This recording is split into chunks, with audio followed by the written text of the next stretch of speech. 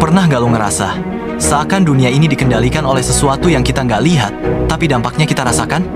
Krisis moral, perang tanpa ujung, teknologi yang merampas jiwa. Mungkin jawabannya bukan di masa depan, tapi di masa lalu.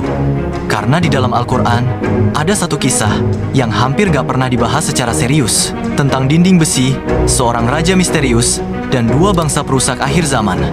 Disclaimer, konten ini bersifat edukatif. Disusun dari kitab suci, buku sejarah, dan hasil riset genetik modern. Bukan untuk menyudutkan kelompok manapun, tapi untuk membuka mata agar sejarah tidak lagi ditulis oleh mereka yang paling berkuasa. Di konten sebelumnya, kita udah bahas soal bangsa Khazar, suku Turkik dari Kaukasus yang tiba-tiba masuk agama Yahudi di abad ke-8. Mereka bukan keturunan Yakub, bukan bangsa Semitik, tapi keturunan Yafet, anak Nuh.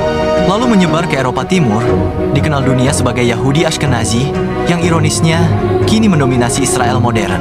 Tapi hari ini, kita mundur jauh ke masa lampau. Ke era seorang pemimpin yang disebut langsung dalam Al-Quran, ia adalah Zulkarnain. Ia bukan nabi, tapi pemimpin besar, diberi kekuasaan oleh Allah untuk menjelajahi timur dan barat bumi. Dalam tafsir Ibnu Katsir dan Al-Qurtubi, Zulkarnain disebut sebagai raja yang adil, bijaksana, dan disukai rakyat. Dalam perjalanannya ke arah timur dan barat, ia bertemu berbagai kaum, hingga akhirnya tiba di antara dua gunung besar, disebut Baina As-Saddain. Di sana, ia bertemu kaum yang hidup dalam ketakutan. Kenapa?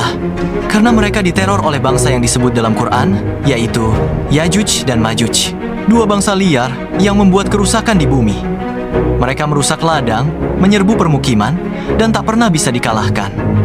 Lalu mereka berkata, "Wahai Zulkarnain, bisakah engkau membangun penghalang untuk kami agar terhindar dari Yajuj dan Majuj?" Quran Surah Al-Kahfi, ayat 94. Dan Zulkarnain menjawab dengan elegan, "Berikan aku bantuan, dan aku akan bangun dinding dari besi dan tembaga. Mereka tak akan bisa memanjat atau menembusnya." Dalam buku The Bible, The Quran and Science, karya Maurice Bucaille, disebutkan bahwa proyek Zulkarnain ini bukan sekadar dinding fisik, tapi simbol peradaban yang menahan kekacauan. Beberapa peneliti modern, seperti Joel Richardson, berpendapat bahwa lokasi dinding ini sangat mungkin berada di wilayah Kaukasus, antara Laut Hitam dan Laut Kaspia, wilayah yang sama dengan tempat tinggal bangsa Khazar. Gog and Magog atau Yajuj dan Majuj disebut juga dalam kitab-kitab Yahudi dan Kristen. Dalam Perjanjian Lama, mereka digambarkan sebagai bangsa dari utara yang akan menyerang Israel di akhir zaman. Dalam Al-Quran, mereka disebut sebagai bangsa liar yang akan keluar setelah tembok hancur. Dan sekarang, kita bertanya, apakah dinding itu masih ada? Atau sudah runtuh diam-diam? Dalam penelitian ilmiah oleh National Geographic 2011, beberapa struktur besi purba ditemukan di wilayah Georgia dan Armenia bekas Kekaisaran Khazar. Apakah itu sisa dinding Zulkarnain? Kita belum tahu, tapi yang kita tahu, dunia hari ini seperti sedang dijarah secara sistematis, ekonomi dikendalikan, moral dihancurkan, peradaban dikacaukan dari dalam. Apakah ini kerjaan Gog and Magog versi modern? Kalau dulu mereka menyerang dengan pedang dan api, hari ini mereka menyusup lewat sistem, regulasi, uang, dan jaringan informasi.